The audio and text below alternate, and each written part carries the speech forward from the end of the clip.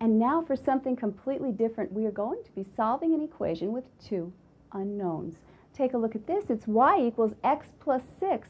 We don't have just one unknown, we have two, both y and x. What are we going to do? We're going to start with x.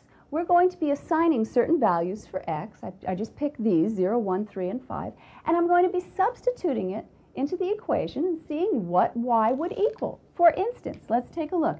Y equals x plus 6. If x was 0, then what would y equal? 0 plus 6 is 6. Well, if x was 0, then y would equal 6. And what would happen to this equation if x was 1?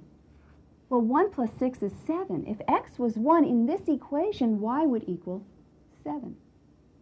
And what about if x equals 3? Well, 3 plus 6 is 9. In this equation, if x was 3, then y would equal 9. And what about if x equaled 5?